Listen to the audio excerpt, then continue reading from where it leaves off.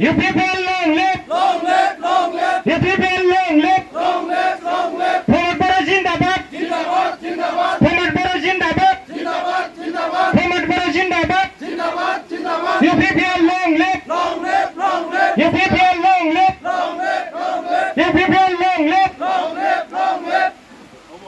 Tractor সবে vote দিও! Vote দিও! ভোট দিও! Tractor সবে ভোট দিও! ভোট দিও! Tractor সবে ভোট দিও! ভোট দিও! ভোট দিও! Thank you.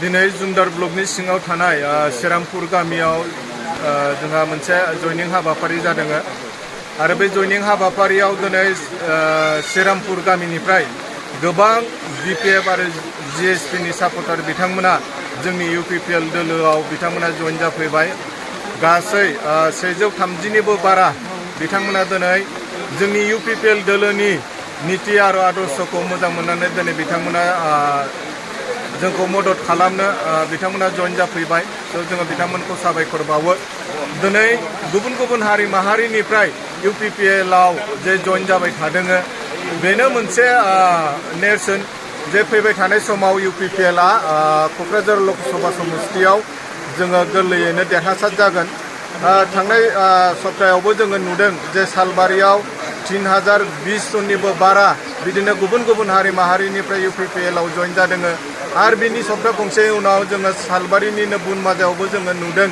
बेवहाय गोबां 500 निबो बांसिन गुबुन गुबुन हारि माहारिनिफ्रायबो जइनिं जादों आरो दाब दाब जायगायाव बेबायदि जइनिं जानाय हाबाफारिया सोलिबाय थादों आरो दिनै जोंना जुमदार ब्लकनि सिङाव थानाय बे श्रीरामपुर गामियाव गोबां जोंनि सान्थालि बिदा फंबाय बिथांमोना दिनै जोंनि दोलोआव जइन जाफैबाय मानो होनोबा थांनाय 17 बोसोराव बीपीएफ आ बे ओनसोलाव कुनु मोनसे जौगानायनि खामानि मावाखै लामा लांद' कारेन्ट गोबां बेवहाय मावनांगौ माखासे खामानिफोर दङ जे खामानिफोरखौ माने बीपीएफ आ मावनो हागौमोन किन्तु बिथांमोना थांनाय 17 बोसोराव मावाखै किन्तु दिनै जोंनि यूपीपीएल नि सरकारा प्रमोद बर' सारनि दैदेननायाव बे थांनाय 2.5 बोसोरावनो जोङो बे ओनसोलफ्रावबो जौगानायनि खामानिफोरखौ जोङो मावनो लाजेनबाय आरो जोङो मिजिंथिदों आरो बे ओनसोलनि रायजो राजाफ्रा आसा खालामदों जे फैबाय थानाय समाव बे ओनसोलाव लामा लांद' कारेन्ट आरो जेसेबांनिखि समस्याफोर दङ बे गासिबो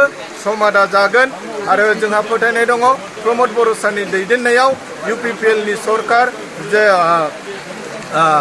सरकारा गासिबो हारि माहारिनि जौगानायनि खामानिखौ मावलांबाय थागोन আজি আমাৰ জুমদাৰ সমষ্টিৰ অন্তৰ্গত ইয়াত আমাৰ শ্ৰীৰামপুৰ গাঁৱত यूपीपीएल দলৰ এটা জইনিং প্ৰগ্ৰাম আছিল ইয়াত more than 130 बीपीएफ আৰু जीएसपी পৰা ইয়াত আজি আমাৰ দলত যোগদান কৰিলে আমি সকলোকে আমি ওয়েলকাম কৰিছো আৰু ইয়াত यूपीपीएल দলত যোগদান কৰাৰ এটাই কাৰণ আছে যে যোৱা 17 বছৰত আমাৰ এই শ্ৰীৰামপুৰ অঞ্চলত কোনো এটা উন্নতি হোৱা নাই ইয়াৰ ৰাস্তা ঘাট বিলাক হোৱা নাই এইখন অঞ্চলত এতিয়ালৈকে কাৰেণ্ট নাই তেনেকুৱা ইয়াত বহু সমস্যাবিলাক আছে যি সমস্যাবিলাক নেকি যোৱা 17 বছৰত হাগ্ৰামা মহিলাৰী চৰকাৰে মানে সমাধা কৰি দিয়া নাই তো সেইকাৰণে ৰাইজে আজি ইয়াত তেখেতসকলে এটা পৰিৱৰ্তনটো বিচাৰি আজি যিসকল बीपीएफ আৰু जीएसपी কৰি আছিল তেখেতসকলে আজি यूपीपीएल দলত যোগদান কৰিছে